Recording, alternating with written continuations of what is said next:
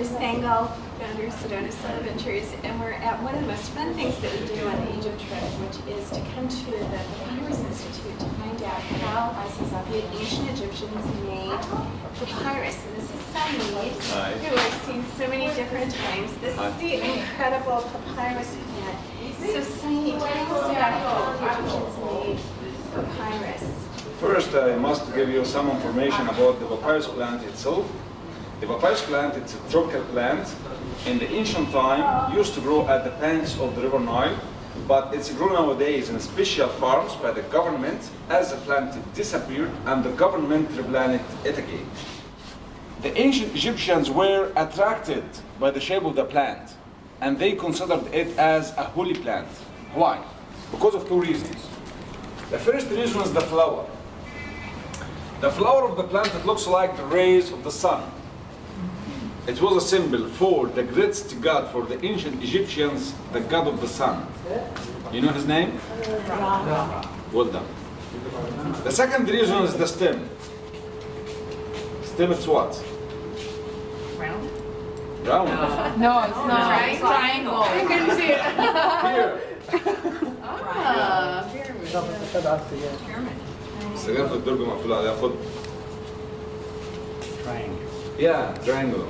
And in Egypt, what's the triangular? Pyramids. Thank you. And the pyramids, it was a symbol of eternity and the everlasting life for the ancient Egyptians. Did you visit the pyramids? Yes. Under the pyramids, the ancient Egyptian built tombs, or the pyramids was a scene of tomb, because they believed in the afterlife. Okay? But how we made the papyrus? First, we will cut the stem according to the size we need. If you like to make small size or a big size. And the papyrus plant grow about 6 or 7 meters high. But not in our Egypt weather. It needs less hot than here, and it needs a humid weather. The ideal weather to the papyrus plant in Egypt, it's in the north, in the delta, North Cairo, about 60 or 65 kilometers.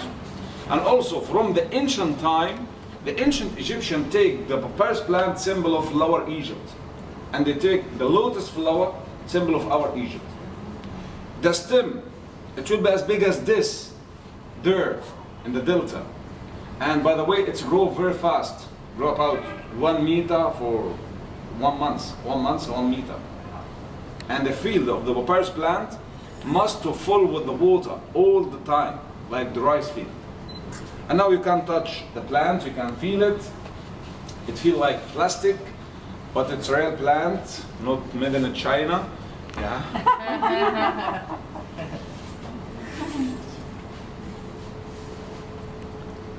First, we have here a small part of the papyrus stem.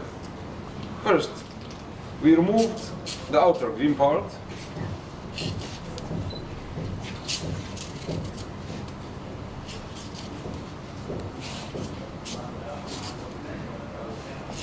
First, have a look here to this green part. This green part, as you see, it's very flexible, you see, and also it's strong. The ancient Egyptians, they were very clever persons. You can imagine that they make many things from this part, like what? Rope. Baskets, Boats. yeah, boats, ropes, hats. And there's still some of this scenes made out of this part at the moment in the Egyptian Museum in Cairo, in the collection of Tutankhamun in the 2nd floor. Yeah? But the important part here, this inner part, or this white part, and they made the papyrus from this inner part. First, we will cut it like this.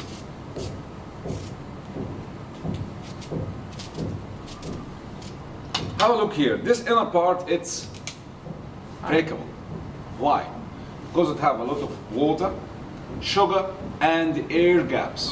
Sugar, water, air gaps. To make it ready for made papyrus, we use this mallet to damage the fibers first.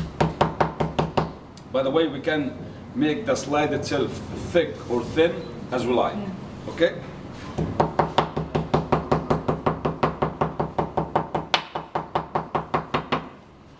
And then we're going to use this rolling pin. I think all of you have this at home. Yeah. Another ancient Egyptian invention. Yeah. Yes.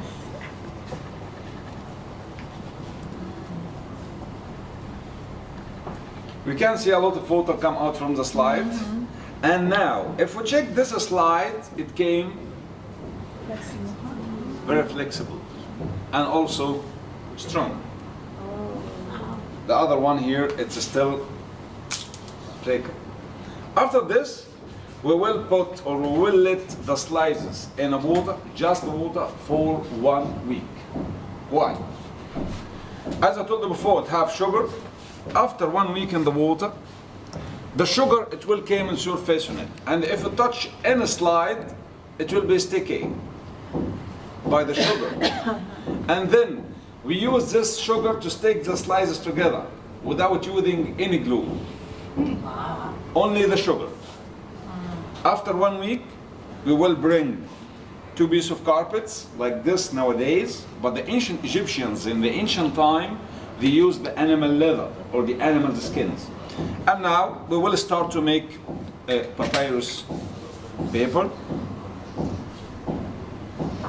First, we will make these slices horizontal and vertical lines, but here we will make it overlapping. It's very, very important.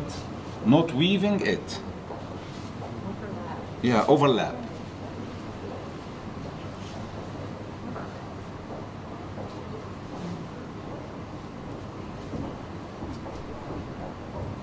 After finishing the horizontal lines, we start to make it vertical.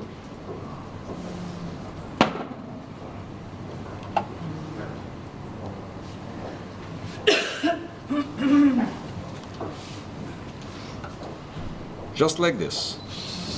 Very easy. Got it? And then we will cover it. Need a photo? Cheese. Here we go. There we go. Thank you. Yeah, welcome. After this, we will cover it by the other piece of carpet and we will press it for a week also to dry and to stick together. So they press it with stones? No. Where they did that too? No. Magic. Just fat lady. He got you. Peter, sit on That lady sits on it for a week. No, 1 hour. Enough, yeah. We speak about the ancient time, the ancient Egyptian ladies. Yeah. You know? Actually, they Oh, use really? stones or rocks, okay? But nowadays, they use big machines. Yeah, that's right, yeah. Then, 1 week in the water, another week under the hand press. After 2 weeks, we can get this white or beige papyrus paper. This papyrus paper is strong, but of course you can cut it or you can turn it because it's just paper, very soft, please. Also easy to roll, with no damage at all, because this is the real papyrus paper. Have a look here. You can see the horizontal and the vertical lines under the light. I tell you this because sometimes they make fake ones from banana leaves. From what leaves? Banana. Banana leaves, yeah. First, we must know why they're using the banana leaves. Available, they can get it from anywhere. Looks like the papyrus paper. It's very cheap and it's quicker or faster. It didn't take all of this time. What is the difference? The banana leaves didn't get any sugar. Then they use chemical glue to stick the banana leaves together. And usually they put it or they keep it in plastic bags all the time. Why? The first reason, to make it very flexible, like the original one, because if you roll it in the plastic bags, it will be easy to roll like this one. But if you get out that paper from the plastic bags and if you let it in the air for 10 or 20 minutes maximum, and if you just try to roll it like this, it will be cracked. Okay? But I think In the real one, no damage. I think, yeah? And I hope as well. See? Also, if we put this paper in the water,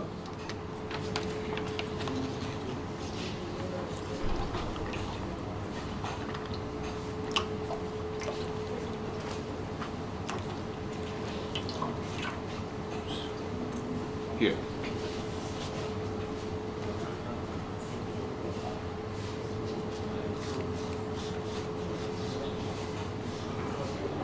Have a look. Still fine, because this is the real papyrus paper. We have here another color of the papyrus paper, the brown papyrus paper. How we will get this brown? Before we put the slices in the water, we will leave it in the sun or in the air for 5 or 6 hours. Why? Oxidation. Well done. The sugar, it will be oxidized. And then we will let it for double time in the water. 2 weeks in the water and 2 weeks under the hand press. This is the only difference between the beige one and the brown one or the antique one. And there's another difference in the prices.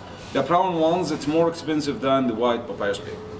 What about the painting? Most of these scenes around the institute from A to Z hand painted by famous artists in Egyptian Academy in Cairo, not here in Luxor. And usually they're using the watercolors or the gouache colors, but the papyrus paper accepts any kind of colors or any kind of inks. And by the way, not all the time. The price of the papyrus paper depends on the size. Sometimes it depends on the name of the artist who painted this scene. Okay? And we have here about 40 or 45 artists in our Papyrus Institute. The important part about the papyrus paper, it's about the story. Every papyrus, a small one or big one, have a good meaning, have a great story behind it, because the artists take these scenes from the real scenes, from the tombs and from the temples. But we have here some famous ones, like this one. It's the most famous scene done on papyrus at all.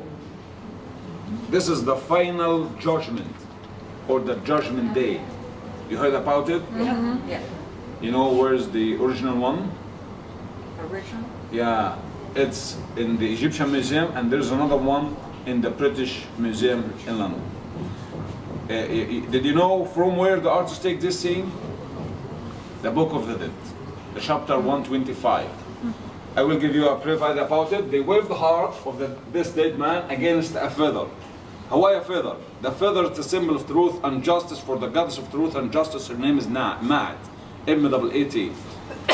If the heart is heavier than the feather, it means this man is guilty and never pass to the afterlife. But if the feather heavier, it means this man is innocent, then he will pass to the paradise.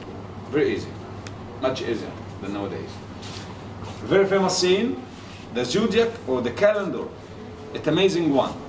You can see it in the ceiling of the temple of Dendara. You visit Dendara temple or? Yeah. Not yet. Not yet. You will visit. We will visit. This is, it shows us the 4 directions, north, south, east, and west.